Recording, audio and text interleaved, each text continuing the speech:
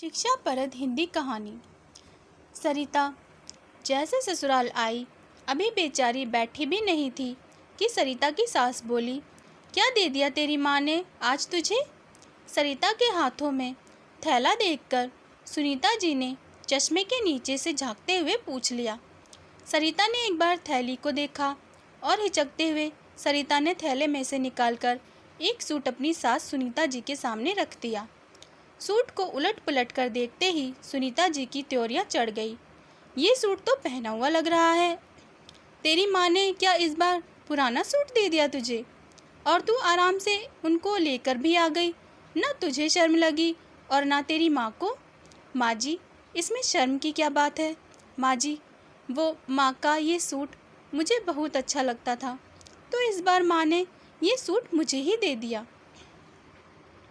अच्छा, तो अब इतने बुरे दिन आ गए हमारे, जो अपनी मायके की उतरन पहनेगी तू? अरे, तुझे तो अक्ल नहीं, लेकिन तेरी माँ को तो सोचना चाहिए था ना। बेटी को उतरन देने से पहले आज ये सूट दे दिया, कल को तेरे बच्चों के लिए तेरे भतीजे भतीजी के पुराने कपड़े भी दे देगी और तू आराम से ले आएगी कि तुझे पसंद थे। खबरदार, जो ये उतरन दोबारा इस घर में लाई तो, कड़कते हुए सुनीता जी बोली, और इसको पहनना भी नहीं मेरे सामने, समझी? सरिता सहम कर रह गई। बात यह है कि आजकल सरिता की माँ की तबीयत कुछ ठीक नहीं रहती थी, तो सरिता पास में होने की वजह से रोज़ थोड़ी देर के लिए माँ से मिलने अपने मायके चली जाती थी। अब ऐसे समय में माँ और भाभी कुछ देना चाहती तो सरिता खुद ही मना कर देती थी। कहती, मैं तो सिर्फ माँ से मिलने आ जाती हूँ, इसलिए प्लीज़ आप लोग ये लेना देना मत किया करो। खुशी का माहौल हो तो मुझे भी कुछ लेना अच्छा लगता है, लेकिन इस वक्त आप लोगों पर बेवजह का बोझ डालना मुझे बिल्कुल अच्छा नहीं लगता। मुझे बहुत बुरा लगता है। बस मैं माँ के साथ ज़्यादा वक्त गुजारना चाहती हूँ, दिन भर उनकी सेवा करना चाहती हूँ और मुझे कुछ नहीं चाहिए। आज जब सरिता अपनी माँ से मिलने गई तो माँ की अलमारी में टंगा बनारसी सूट देखकर बोली, माँ, तुम्हारा ये सूट मुझे बहुत अच्छा लगता है। जब तुम इसे पहनती थी तो सच में बहुत सुंदर लगती थी। ये सूट आपको नानी ने दिया था ना? माँ, बहुत ही प्यारा सूट है ये। तब सरिता की माँ ने कहा, हाँ बेटा, लेकिन अब कहाँ मैं ये सूट पहनूंगी? तुझे पसंद है तो तू ले जा, मेरी निशानी समझकर। और तू पहनना।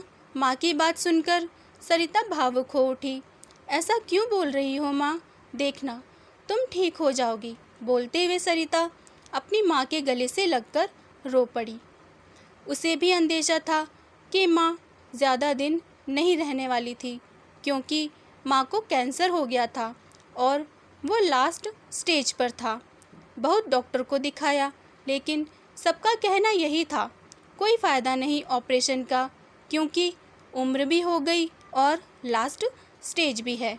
तो बस आप लोग सेवा करें जितने दिन भी है।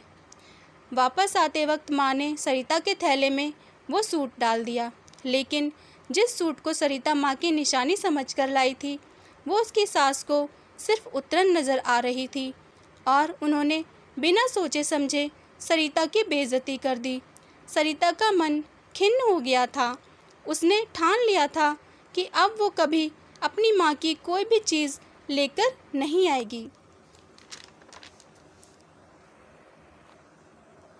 जहाँ सिर्फ पैसों का मोल है, भावनाओं का नहीं, वहाँ कुछ लाने का क्या फ़ायदा। कुछ दिनों बाद ही सरिता की माँ चल बसी। पूरे परिवार में शोक का माहौल था। सरिता भी 13वीं तक अपने मायके में ही थी।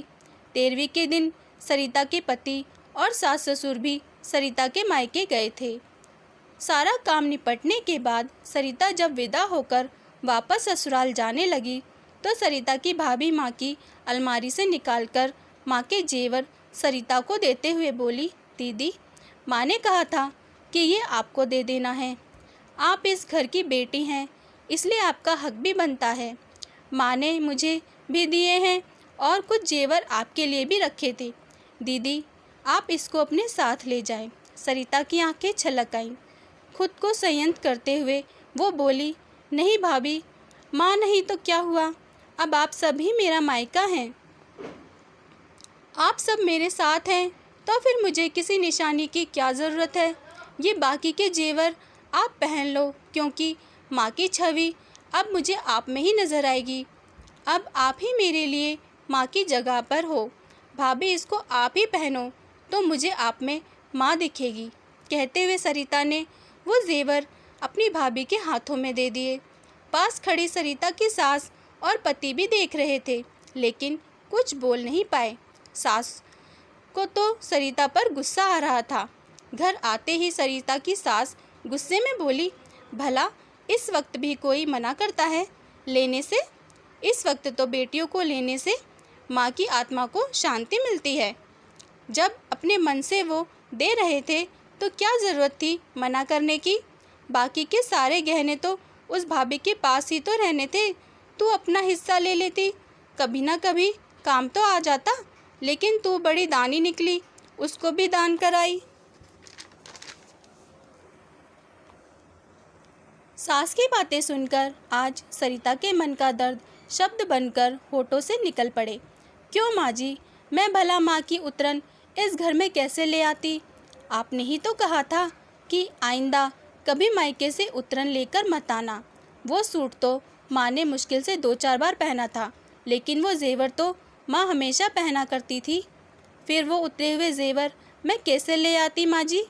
आप अपनी कही बात भूल गईं, लेकिन मुझे आपकी कही बात याद थी और मैंने आपकी ही बात का भरम रखा कि दोबारा आपको बुरा न लगे कि मैं फिर से अपनी माँ की उतरन ले आई। बोलकर आंखों में आंसू लिए सरिता अपने कमरे में चली गई और सास निरुत्तर सी देखती रह गई, लेकिन मन ही मन बड़बड़ाती रही, भला गहने भी कभी उतरन होते हैं?